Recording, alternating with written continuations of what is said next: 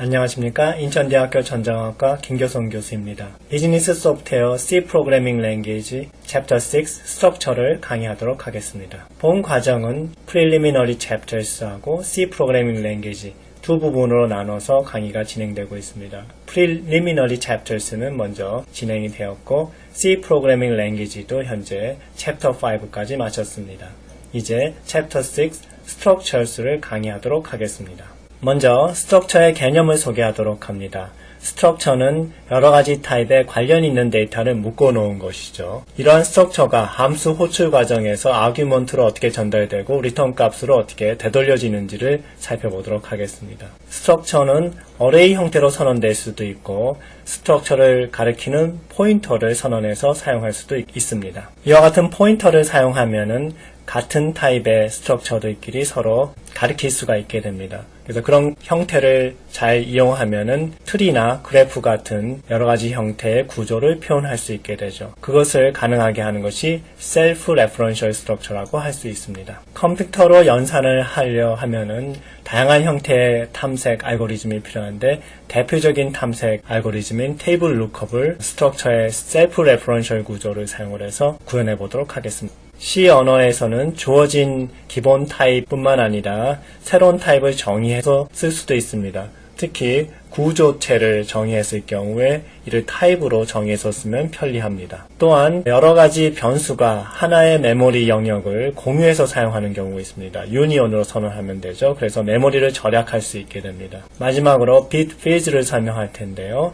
이것은 하나의 워드 안에 여러가지 의미를 가진 비트들을 모아서 사용할 수 있는 방법입니다. 이건 역시 메모리를 효율적으로 사용하는 데 도움이 됩니다. 자, 이제 스트럭처에 대한 개념을 설명하도록 하겠습니다. 스트럭처라고 하면은 여러 개의 변수들을 모아놓은 것이다 볼 수 있고요. 그 변수들은 서로 타입이 달라도 상관없습니다. 그래서 이런 변수들이 하나로 묶여가지고 하나의 이름으로 액세스되기 때문에 편리하게 핸들링 할 수가 있게 되는 것이죠. 스트럭처는 특히 변수의 개수가 아주 많이 생기는 그런 프로그램에서 아주 유리합니다. 대개의 경우 큰 프로그램에서 이런 일이 발생하는데 그들을 묶어서 하나의 이름으로 액세스하게 되는 것이죠. 그래서 여러 개 관련 있는 변수들을 그룹으로 묶어서 한 이름으로 액세스할 수 있게 되니까 그것이 이제 하나의 유닛처럼 사용이 되죠.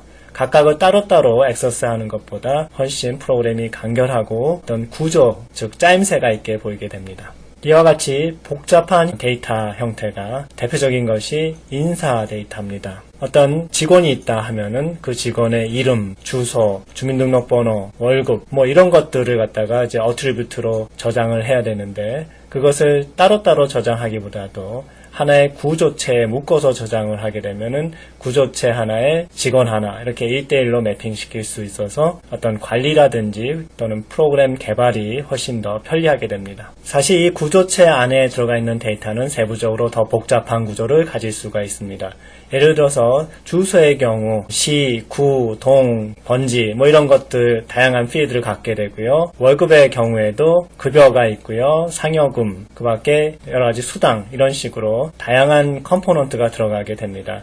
이들을 각각 구조체로 묶어서 그 구조체를 다시 인사정보라는 구조체에 한꺼번에 묶을 수 있습니다. 즉 구조체 안에 보면 또 다른 구조체가 들어갈 수 있다는 것을 우리가 알 수 있죠. 이와 같이 복잡한 다단계의 구조체의 대표적인 사례가 컴퓨터 그래픽스입니다. 여기 컴퓨터 그래픽스의 사례를 살펴보도록 하죠. 가장 기본적인 데이터 구조가 하나의 점입니다. 포인트죠. 이 포인트는 X하고 Y 두 개의 좌표를 가지고 있고요. 그 다음으로 우리가 정의할 수 있는 구조는 직사각 영역입니다. 여기 나와 있는 이런 직사각 영역이죠. 이 직사각 영역은 4개의 변을 갖고 있고 4개의 꼭지점을 가지고 있지만 사실 좌하단점하고 우상단점 2개의 점만 있으면 정의가 되죠. 즉 이 직사각형을 표현하는 구조체 안에는 점을 구성하는 구조체 2개가 들어가게 됩니다. 그래서 구조체 안에 구조체가 또 들어가 있는 형태의 사례가 되겠습니다. 자, 그러면 컴퓨터 그래픽스에서 사용하는 여러가지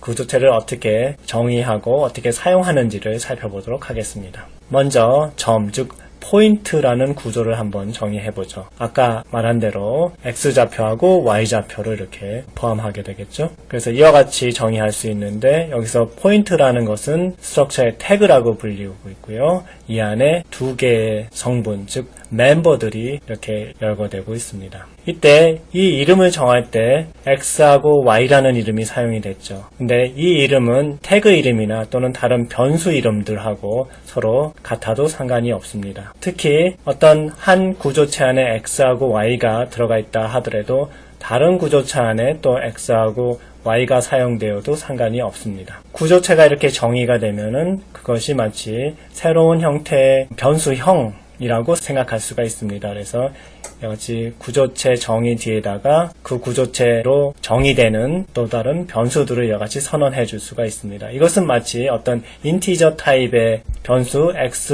y를 선언해서 정의하는 것과 상사관계가 있다 이렇게 생각할 수가 있습니다. 여러분 상사관계라는 말이 무엇인지 알죠? 같은 방법으로 설명할 수 있는 서로 다른 것들 이런 것을 상사관계가 있다 얘기할 수 있습니다. 자, 우리가 앞에서 포인트라는 스트럭처를 정의를 했습니다. 그래서 그 정의된 스트럭처를 가지고 pt라는 변수를 선언하겠습니다. 그러면 이 pt는 내부에 이와 같은 두 개의 멤버를 갖겠죠. 마찬가지로 maxpt도 포인트라는 구조로 선언을 했습니다. 그리고 이 예제에서는 그 안에 들어가 있는 멤버 X하고 Y를 각각 320, 200으로 초기화하고 있습니다. 초기화 방법은 우리가 앞에서 어레이를 초기화했던 방법하고 유사하게 진행할 수가 있습니다. 자, 스트럭처를 정의하고 그것으로 변수를 선언한 후에 초기화하는 방법까지 살펴봤습니다. 그렇지만 실제적으로 초기화 방법 이외에 멤버들을 직접 액세스할 수 있는 방법이 필요합니다. 어떤 변수가 특정한 스트럭처 타입으로 선언이 됐다고 하면은 그 변수 뒤에 다시라는 연산자를 연결하고요. 멤버 이름을 이렇게 주면은 해당 변수 안에 들어가 있는 멤버를 액세스할 수 있습니다. 여기 예제가 하나 나와 있네요. 그래서 pt라는 이 변수는 포인트라는 스트럭처로 선언된 변수입니다. 그 안에 x하고 y라는 멤버가 있었죠. 그래서 그것들을 출력해내는 예제라고 볼 수가 있습니다. 그래서 %d로 각각 x라는 멤버하고 y라는 멤버를 출력하고 있죠. 자, 두 번째 예제는 원점에서부터 어떤 점 pt까지의 거리를 구하는 겁니다. 이때 스퀘어 루트라는 이 함수를 사용하죠. 이건 제곱근이죠. 그래서 math library라는 데 들어가 있습니다. 그리고 math.h라는 헤더를 포함하기만, include 하기만 하면은 이 함수를 불러서 사용할 수 있습니다. 여기서 다시 선언하고 있군요. 그래서 이 함수에 아규먼트 하나가 있는데 더블 타입의 실수가 아규먼트로 들어가고요. 리턴 값 역시 더블 타입의 실수입니다. 추가적으로 변수 dist를 하나 더 선언하고 있죠. 이것은 계산된 거리를 받아두기 위한 그런 변수입니다. 그래서 스퀘어 루트를 부르는데 이때 이 pt의 x좌표의 제곱, pt의 y좌표의 제곱을 두 개 더한 다음에 스퀘어 루트, 즉 제곱근을 취하는 것이죠. 그러면 거리가 나오겠습니다. 여기서 이 더블 타입으로 캐스팅을 하고 있죠. 이 안에 타입은 인티저인데 그것을 더블 타입으로 바꿔줌으로 해서 전체적으로 연산이 더블 타입으로 진행될 수 있도록 하고 있습니다. 자, 이제 더 큰 구조를 하나 정의하도록 하겠습니다. 어떤 영역을 표시하는 렉탱글, 즉 직사각 영역을 의미하는 렉트라는 구조를 하나 더 선언합시다. 그래서 그 안에 보면은 두 개의 포인트 구조를 가진 변수 pt1하고 pt2가 멤버로 정의되어 있군요. 그림으로 보면 이와 같은 상태죠. 그래서 이 직사각 영역이 여기 있는 렉트 스트럭처고요. 그 안에 pt1하고 pt2가 이와 같이 두 점을 표시하는 멤버로 포함되어 있습니다. 자, 이제 이 렉트라는 구조로 스크린이라는 변수를 선언했습니다. 그러면 변수 하나 스크린이라는 게 생겼는데 그 안을 들여다보면은 이와 같은 렉트가 하나 존재하고요. 그 안에 pt1, pt2라는 포인트가 들어가 있습니다. 그리고 그 포인트 안에는 각각 xy라는 이런 멤버가 또 포함되어 있죠. 그래서 이 그림을 보면은 스트럭처 안에 스트럭처가 들어갔을 때 각각 그 멤버들이 어떤 부분을 차지하는지 우리가 이해할 수가 있습니다. 스트럭처가 이중으로 이렇게 겹겹이 쌓여 있기 때문에 그 안에 들어가 있는 멤버도 이와 같이 여러 단계로 액세스할 수 있습니다. 다시 두 번 들어갔죠. 그래서 스크린 밑에 있는 pt1을 액세스하고요. 이 pt1 밑에 있는 x를 액세스하기 위해서 이렇게 다시 두 단계로 들어가서 그 밑에 있는 요 x라는 멤버를 액세스하게 되는 것입니다.